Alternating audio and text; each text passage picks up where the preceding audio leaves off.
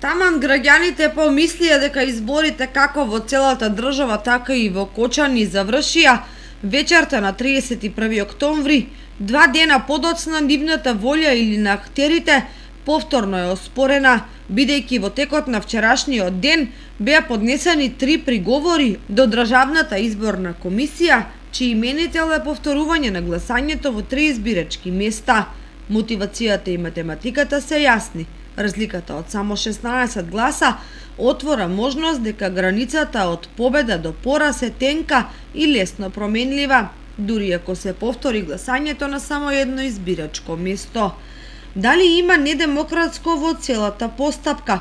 Ако партиските наблюдувачи ги потпишале записниците и не пријавиле забелешки на процесот на гласањето, а ги потпишале, тогаш тоа пун не важи на вториот ден по изборите, само по себе нема опиплива специфична тежина, затоа што суштинските грешки и сериозните повреди на гласањето се евидентираат во моментот кога се случиле и се реагира кај надлежните институции. Од друга страна, доколку се актуализираат некои драматични искуства на изборни пресметки во Кочани, ќе се види дека од тој аспект овој град е своевидно трусно подрачје.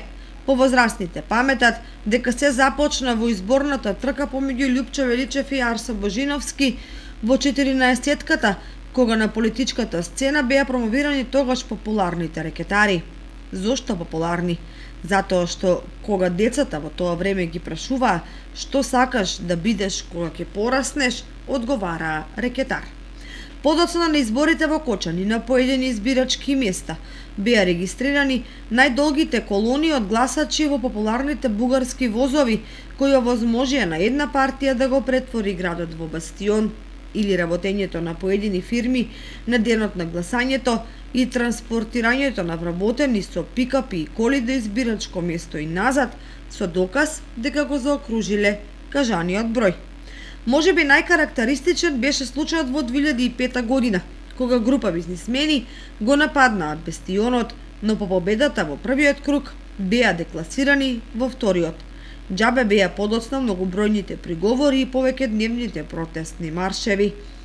Што ако ДИК прифати барем еден приговор или повторување на гласањето, без разлика дали ќе е на Скопска, во подлог или тркање?